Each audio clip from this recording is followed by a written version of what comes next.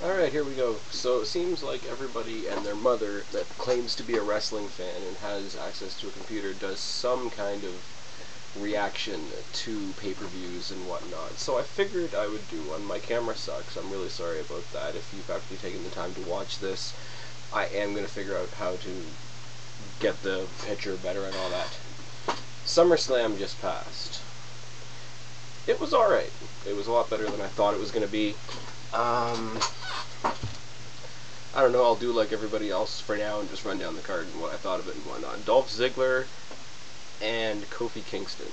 Kofi Kingston's amazing. Kofi Kingston is why we need to have a cruiserweight division again.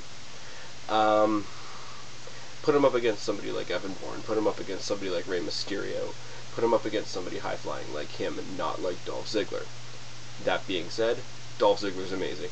Dolph Ziggler is going to be the next badass Billy Gunn meets Shawn Michaels meets somebody like that. Now, they trashed this match at the end to sell Nexus, which sucks because Nexus is already boring as far as I'm concerned. Good match. Friggin' Kofi Kingston's starting to actually have some balls rather than just be, you know, typical goofy guy that's going to come and do his thing and have everybody love him and go home. What happened next? Melina and, who the hell did she face? Alicia Fox. Alicia Fox annoys the shit out of me.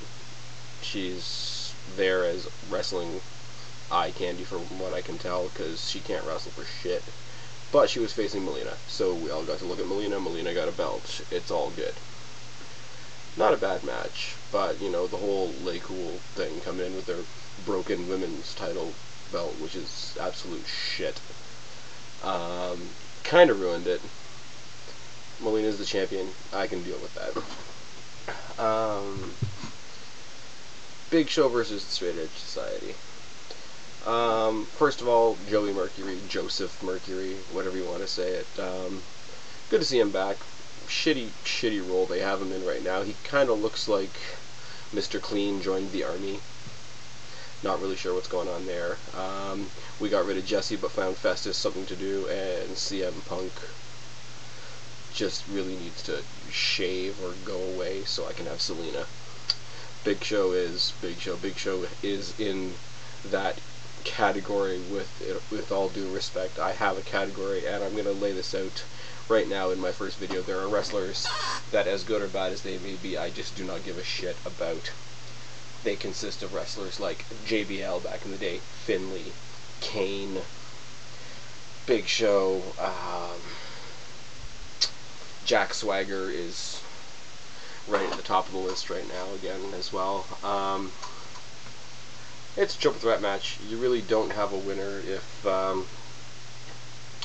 if the one person wins, it's unrealistic. If the three people win, then it's just, wow, the three of you beat up one person. So it was really kind of a shit match, which is sad because, like I say, Mercury could be doing better things. If it wasn't so annoying, CM Punk could be doing better things, and Big Show could be, you know, bouncing at a club somewhere instead of pretending that his hand is broken for a millionth time.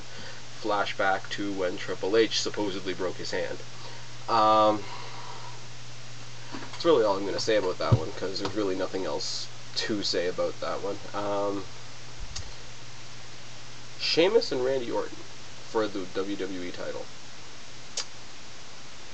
Awesome. Because honest to God, other than John Cena, for reasons that I don't understand, who's hotter in the WWE right now than Randy Orton? Really, who's showing what they've got, who's more loved by the crowd than Randy Orton? Sheamus, again, kind of falls into that category of I don't care how good a wrestler he ever becomes, I really won't give a shit. Ever. He's a cartoon character. He annoys the crap out of me every time he walks on the screen. Fairly decent match, though. Randy Orton's doing his thing. Randy Orton's going nuts, which is awesome, because it's great to see Randy Orton not in the shadow of people like Triple H, Batista, Ric Flair, etc., etc., etc.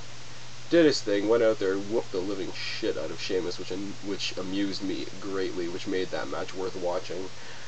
Was the end shitty? Abso-friggin-lutely. They couldn't have given that match a worse ending, except if they're going to have a better match, later on. Let's have Sheamus toss a referee and have that be the reason he gets disqualified. But on the upside, we got to see Sheamus get his face smoked off the floor after the match was over, which was quite gratifying. A lot of people liked Kane and Mysterio. I watch, the score. I watch right after wrestling, and everybody's been saying it for weeks. This is when Undertaker was going to come back. Undertaker, I have a shitload of respect for. With Shawn Michaels gone, he's like the only old school guy left, really, unless you want to toss Triple H that credit a little early or recognize the return of Bret Hart. Yeah, Undertaker made his comeback, which was awesome. Kane beat the living shit out of some guy half his size.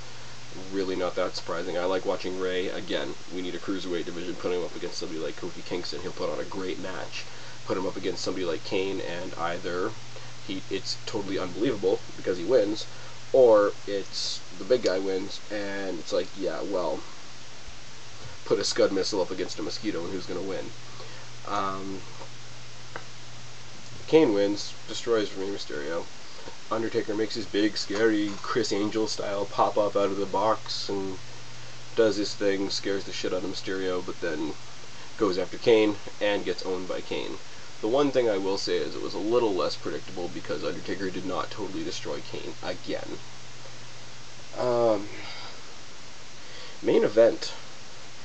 Main event consisted of a bunch of really awesome main event WWE guys taking a job for 7 newbies, which I really have no respect for at all. I'm not going to lie to any one of you who happens to actually tap in and watch this and care what I have to say.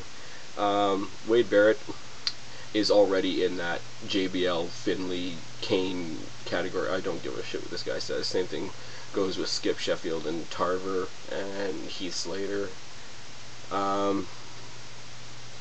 Otunga's amusing. He's good on the mic. He could be like another Rock guy who, can't really wrestle, but he'll be amusing on the mic if they ever decide to make him a face. Justin Gabriel is pretty much the only guy in that group that I want to see go anywhere. Anywhere. Because I would love to see him against, again, I'm a high-flying fan, I would love to see him against guys like Evan Bourne, against guys like Tyson Kidd, Kofi Kingston, Rey Mysterio. He's the only guy in the entire first season of NXT, which I didn't even watch, by the way, that seemed even remotely amusing. Little side note, I don't like the whole NXT thing. It kind of... I know WWE wants to have as many shows in a week as they can, but let's try to have something... I don't know. There's a bunch of shit in WWE that I don't get along with. Why do we still have the spinner belt? It doesn't even spin anymore. We finally, have a single set of tag team belts again for the tag team championships. Let's get a real WWE title belt, unless we want to have, the old WCW belt be the most seriously taken title in the WWE, which would be really, really, really sad. WWE needs cruiserweight division.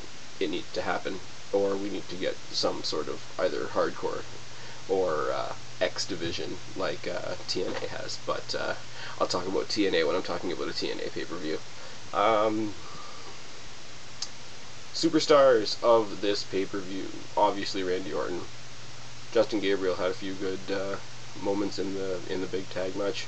Morrison, I'm a mark for Morrison, I'm not gonna lie. I love any excuse to see this guy in the ring. Bret Hart was in the match for 5 seconds and didn't do anything other than get himself disqualified. Miz was not in the match. Should have been. Everybody's excited about the big Daniel Bryan thing. Daniel Bryan looks like a guy who's still struggling with puberty, and I really, really hope sometime in the near future Miz shows him that. I don't know. That's it. This is my first video. I hope it was good. I hope if you took the time to listen to it, then you enjoyed it. Subscribe button's somewhere up there. If you like what you hear, don't be a stranger. I'm Spaz, and I'll see you later.